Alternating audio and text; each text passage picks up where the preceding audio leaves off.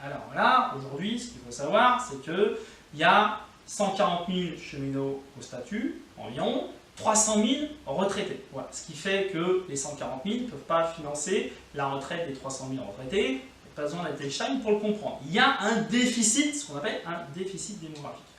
Ce déficit démographique, si vous arrêtez d'embaucher au statut, il va de fait s'accentuer, c'est-à-dire qu'il y aura de plus en plus de retraités au statut. Par contre, vu qu'il n'y a plus d'embauche au statut, de moins en moins de cotisants pour cette retraite. Ce qui fait qu'aujourd'hui, ce déficit démographique, non pas les avantages spécifiques, mais bien le déficit démographique, il est compensé par l'État, c'est-à-dire que l'État, donc le contribuable, met 3 milliards à la poche pour financer ce déficit démographique. En arrêtant d'embaucher au statut, ce déficit démographique va encore augmenter. Ce qui est 3 milliards aujourd'hui risque d'être 4 milliards demain.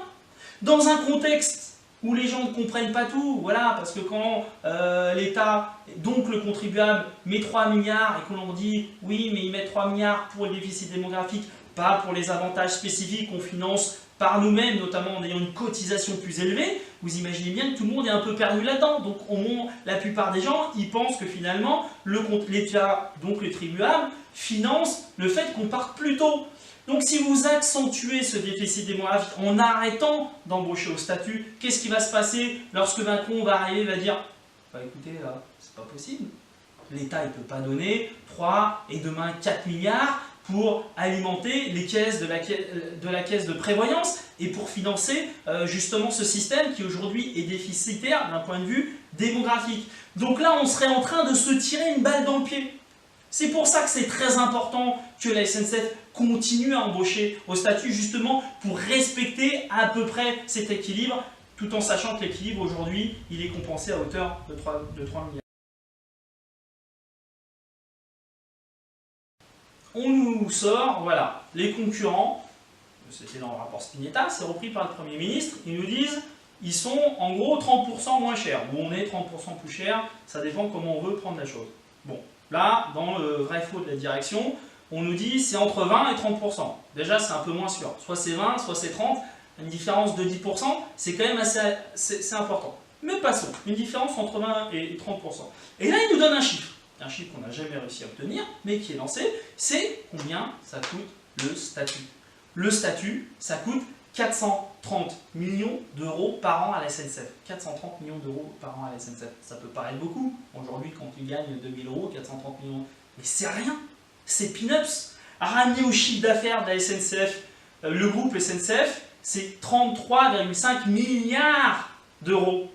430 millions de... c'est rien. C'est une goutte d'eau. On a fait le calcul, c'est 1,3% du chiffre d'affaires. Et ramener un autre chiffre, la SNCF, le groupe a annoncé 1,3 milliard de bénéfices. C'est-à-dire qu'aujourd'hui, on a des bénéfices bien plus importants que ce que coûte réellement le statut. Alors comment? On n'aurait pas les moyens de financer ce statut pour des raisons d'attractivité, parce qu'il faut se rappeler que le statut est là pour attirer les cheminots et pour que les cheminots y restent, parce qu'il y a des formations qui sont très lourdes. Donc si les gens ils sont formés pendant 1, 2, 3 ans et qu'ils se barrent au bout de 10 ans, c'est économiquement pas viable. Voilà pourquoi il y a eu le statut, voilà pourquoi les entreprises et l'État en 1920 avaient réinstauré le statut. Et je sors un dernier chiffre. Vous savez combien ça coûte la communication à la SNCF par an? Ça a été pointé par la Cour des comptes. 210 millions par an. C'est-à-dire qu'en communication, on dépense quasiment la moitié de ce que coûte le statut. Et bien franchement, on fait un peu moins de com et on garde un peu plus d'argent pour soigner les cheminots et pour qu'ils aient des garanties, parce que le statut, c'est aussi une compensation de la pénibilité au métier. Voilà pour établir un petit peu quand même la vérité. Je vous invite à venir le 12 mars en gare de Lyon pour fêter à notre manière les 80 ans de la SNCF, parce que nous on ne veut pas que les 80 ans de la SNCF ça soit l'année de sa privatisation. À venir en manifestation le 22 mars et j'espère qu'on se retrouvera bientôt en assemblée générale pour faire cette grève reconductible, parce qu'on en a vraiment besoin.